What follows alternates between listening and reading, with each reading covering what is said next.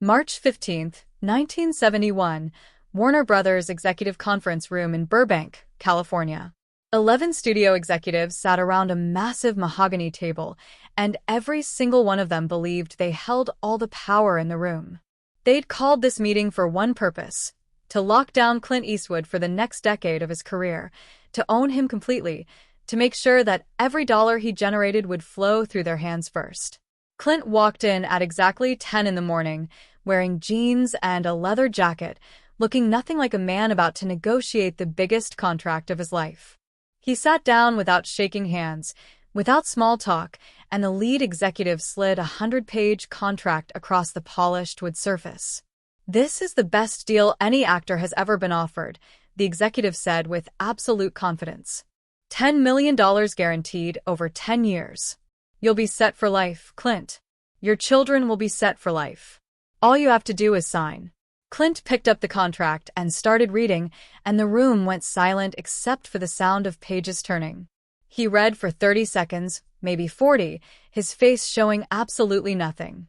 Then, he did something that no actor in the history of Hollywood had ever done in a room full of studio executives who thought they owned the world. He ripped the contract cleanly in half, dropped both pieces on the table, and said 6 words that made every single executive go pale. "I'll make my own movies then." And he walked out without another word, without waiting for a response, without looking back.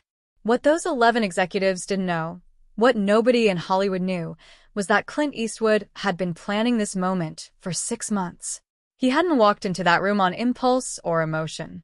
He'd walked in with financing already secured from an unlikely source, with locations already scouted for his first independent film, with a complete production plan that didn't include a single studio executive telling him what to do. He was about to prove something that would change Hollywood forever, that actors didn't need studios to survive, that talent didn't need permission, and that one man with courage could break a system that had controlled the film industry since the 1920s. Warner Brothers had controlled every aspect of Clint's career for 8 years. Every film he made, every role he took, every single dollar he earned went through their accounting departments, their legal teams, their approval processes. They'd made him a star with Dirty Harry, turned him into one of the most recognizable faces in American cinema. But they'd also taken 90% of the profits while he got a salary and a smile and a pat on the head. Now they wanted to own him for 10 more years. Wanted to lock him into a contract that would make him the highest-paid actor in Hollywood on paper, but that's not what the contract actually said. Buried on page 47 was a clause that nobody was supposed to read carefully, a clause that gave Warner Brothers complete ownership of everything Clint created for the rest of his professional life. Any film he directed, they would own. Any production company he started, they would own 51%.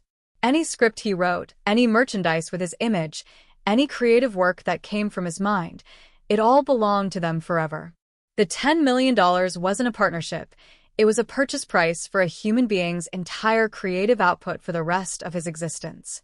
And Clint Eastwood looked at that clause, understood exactly what it meant, and decided that some things matter more than money. What happened in the 6 months after Clint walked out of that conference room would reshape the entire entertainment industry. He would direct and star in a Western called High Plains Drifter, made for $5 million, which was pocket change by studio standards. It would gross $15 million in its first month, proving that audiences didn't care about studio backing, they cared about quality and talent and stories that meant something. And every single studio executive who thought they could control actors forever would realize in that moment that their power had been an illusion all along, built on fear and dependency, and the moment someone had the courage to walk away, the whole system would start to crumble. If this story of one man against the entire Hollywood system already has you fired up, hit that subscribe button for Emma's Theater right now, because what Clint did next will inspire you to take control of your own life. We bring you the stories of rebels who refused to play by the rules and won. And drop a comment below telling me, have you ever walked away from something everyone said you needed? Even when it terrified you? Even when everyone said you were making a mistake? Share your story. I read every single comment. The studio system in 1971 was built on a simple premise: control everything and everyone makes money, except of course the talent. Studios had perfected this machine over 50 years. They discovered actors, made them famous, and then owned them completely through long-term contracts that lasted 7 to 10 years. The process was elegant in its exploitation. First, the studio finds you when you're nobody, gives you your big break, makes you believe you owe them everything. Second, you sign a contract because you need security, you need healthcare, you need the validation of being a studio player. Third, they own you. Every role must be approved by them. Every project runs through their gatekeepers. Every creative decision is subject to committee. Fourth, they take 80 to 90% of the profits while you get a salary that seems huge compared to what you made before, but is nothing compared to what you're generating. Fifth, and this is the important part, if you try to leave, they blacklist you, they sue you into oblivion, they whisper to every other studio that you're difficult and unreliable, and they destroy your career so completely that you serve as a warning to every other actor who might think about rebellion. This was the system that had worked perfectly for half a century, and Clint Eastwood was about to burn it to the ground. Clint's journey to that moment started in 1959 when CBS cast him as Rowdy Yates in the television series Rawhide. The network owned him completely, paid him $750 a week for 7 years, worked him 60 to 70 hours a week, and gave him absolutely no say in storylines or character development. But it made him recognizable, gave him the foundation of fame that he would need later. During a Rawhide hiatus in 1964, Clint went to Italy and got cast by Sergio Leone in a cheap western called A Fistful of Dollars. CBS didn't care because it was just a low-budget Italian film that would never be seen in America. They paid Clint $15,000 total for the role. The film grossed $14 million worldwide. Clint did the math and realized he'd received 0.1% of the profits he'd generated. That was the first crack in his belief in the system, but it was just the beginning. Leone's trilogy continued with For a Few Dollars More in 1965 and The Good, The Bad, and The Ugly in 1966. Combined, those 3 films grossed over $50 million worldwide. Clint's total earnings from all 3 films combined was $120,000. He had made studios over $60 million in profit and walked away with barely enough to buy a house. The math was impossible to ignore. Warner Brothers saw Clint's European success and swooped in with a 5-year deal in 1968, offering him $400,000 a year guaranteed. Compared to his television salary, it seemed like a fortune, and Clint signed because he was grateful to be in Hollywood's A-list, to be taken seriously, to have security.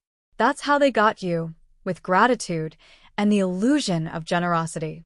They immediately cast him in Hang 'Em High, which cost $1.6 million to make and grossed $11 million. Clint's share beyond his salary was exactly 0. He started noticing the pattern, started paying attention to the numbers, started realizing that every film made the studio rich, while he stayed on salary. Then came Paint Your Wagon in 1969, a musical western where Clint couldn't even sing. He told Warner Brothers, "This isn't right for me, I'm not right for this role," and they said, "You're under contract, you do what we say." The film cost $20 million and flopped completely, and Warner Brothers blamed Clint publicly for the failure. That's when he realized they didn't just control his money, they controlled his image, his choices, his legacy, and they would destroy him to protect themselves if they needed to. In 1970, they cast him in 2 Mules for Sister Sarah with Shirley MacLaine, and again Clint had no say in the script, the director, or his co-star. The film made money, but Clint was miserable, and during production in Mexico, he spent every free moment with director Don Siegel asking questions. How much does this shot cost? Why this location instead of that one? How do you negotiate with unions? Don asked him, "You thinking of directing someday, Clint?" And Clint said maybe, someday, but what he was really doing was learning the business inside and out, understanding every line item in a budget, every negotiation point, every place where studios added costs and took profits. He was preparing for war, and nobody knew it. Then came Dirty Harry in December 1971. Warner Brothers brought him the script, and Clint loved it, saw the potential immediately, and negotiated hard for 10% of gross profits. The studio said absolutely not, take your salary or walk. Clint took the salary of $750,000 because the film hadn't been released yet, because he didn't have leverage yet. Dirty Harry opened in December 1971 to $4 million in its first weekend, which was massive for a cop thriller, and it became an instant cultural phenomenon. The final gross was $36 million, making it one of the biggest hits of the year. Clint's total earnings were his $750,000 salary, while Warner Brothers walked away with over $20 million in pure profit after costs. And that's when the studio made their fatal mistake.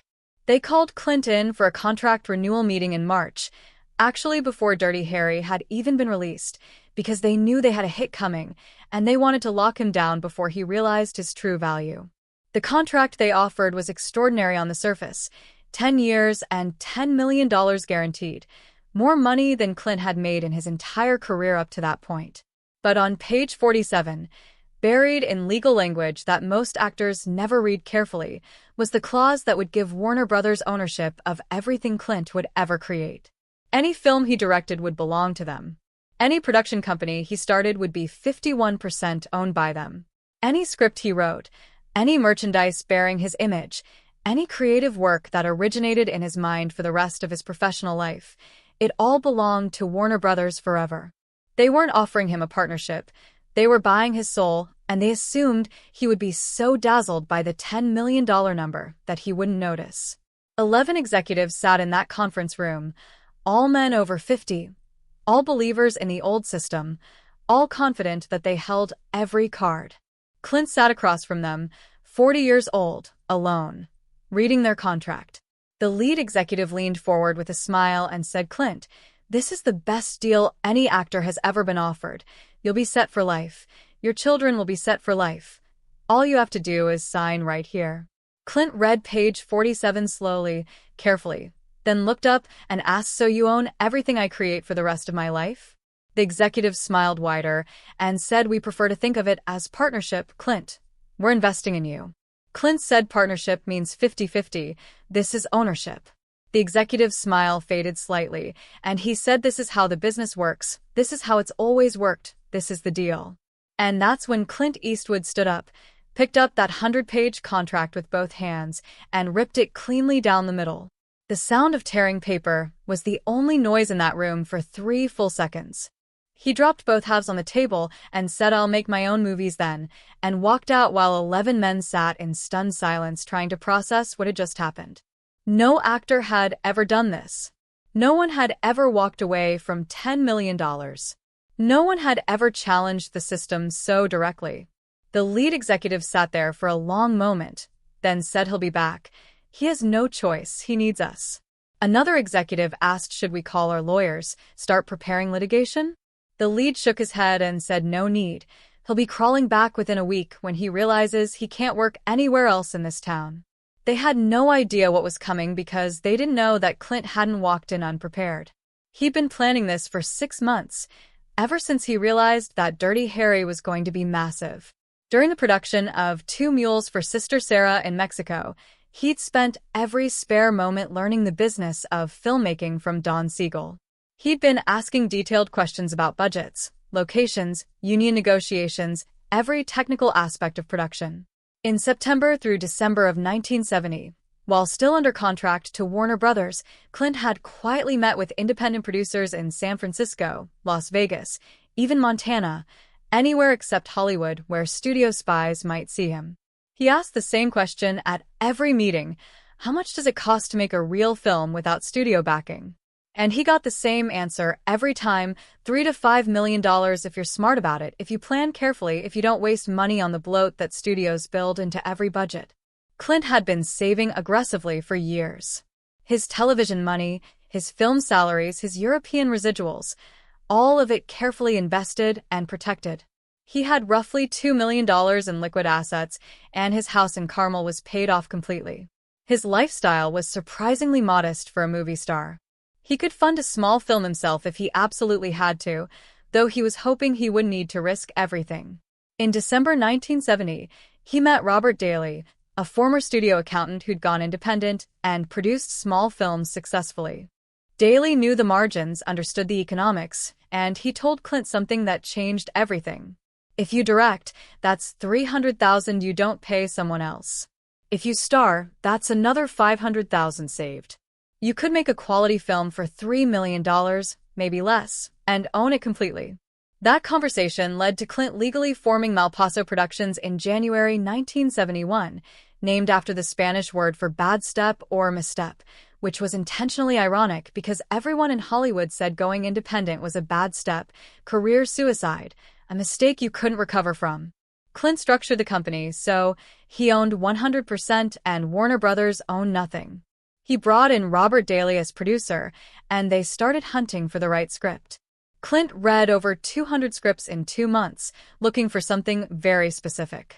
It needed a small cast to control costs, limited locations to avoid expensive travel and logistics, a high concept that would sell itself without a massive marketing budget, and it had to be a Western because that was his brand, his expertise, what audiences expected from him. He found it in a script called High Plains Drifter written by Ernest Tidyman, who'd written The French Connection. The story was dark and morally ambiguous, about a mysterious stranger who comes to a town that's hired him for protection, only to reveal that everyone in the town is guilty of murdering the previous marshal. It was exactly Clint's style and could be shot in one location for under $5 million. Clint scouted Mono Lake in California, a desolate and otherworldly landscape where he could build an entire western town for $250,000. The town could be reused for other films later, turning a production cost into a long-term asset. He approached Universal Pictures first, not Warner Brothers, and pitched them the deal. I'll direct and star. Budget is $5 million. I want 50% of the profits. The Universal executives actually laughed and said, "You've never directed a feature film. Why would we give you that kind of deal?" Clint stood up and said, "Dirty Harry is about to make Warner Brothers $30 million, your loss," and walked out. He went to Plan B, which was the independent route he'd been preparing for all along. Clint put up $1 million of his own money, everything he'd saved. Daly secured $2 million from private investors who believed in Clint's star power. They got bank loans for another $2 million using Clint's future earnings as collateral. Total budget, $5 million, no studio involvement, complete creative freedom. The risk was enormous. If the film flopped, Clint would be bankrupt. He'd lose his house, his savings, his reputation. At 41 years old, he'd be too old to rebuild a career. But if it worked, he would prove that the entire studio system was built on a lie. Production began April 5, 1971, at Mono Lake. Temperature was 38 degrees at 6 in the morning when Clint arrived as director, star, and producer. There were no studio executives on set, no committees, no layers of approval. For the first time in his career, Clint had complete creative freedom, and the difference was visible immediately. Studio films had 15 producers and executives and creative consultants all giving notes and opinions and slowing down every decision. Clint's set had him, Daly, and the crew. Decision-making took minutes instead of days. Let's try this, do it, move on. His philosophy was preparation, not repetition. Every shot was planned in advance, so they rarely needed more than 3 takes. The actors loved working this way because Clint trusted them to know their craft. The efficiency was remarkable. Week 1, they shot 12 pages of script when the studio average was 5. Week 2, they shot 15 pages. By week 3, they were shooting 18 pages as the crew hit their rhythm. They were ahead of schedule and under budget, proving that studio bloat wasn't necessary for quality. Clint took creative risks that no studio would ever have approved. The stranger in the film is possibly a ghost or avenging angel, never clearly explained. The entire town gets painted red and renamed Hell in the film's most iconic visual sequence. The hero commits morally questionable acts, including a rape scene that made the film uncomfortable and complex. All the supposedly good townspeople are revealed to be guilty cowards. Everything was darker and more ambiguous than traditional westerns, exactly the kind of content that studios cut in committee meetings because it made them nervous. But Clint knew his audience, knew what worked, and he had the freedom to follow his instincts. In week 3, Warner Brothers got wind of the production and sent lawyers claiming Clint was still under contract and couldn't make films for other entities. Clint's lawyers responded that the contract had expired March 31st, and Clint's walkout from the meeting was formal rejection with 11 witnesses. Warner Brothers threatened to sue to stop production, and Clint's response was perfect. Go ahead and sue. Discovery will show how you've exploited actors for decades, and I'll make sure every newspaper in America knows about your Page 47 ownership clause. Warner Brothers backed down immediately because the publicity would damage them far more than losing one actor.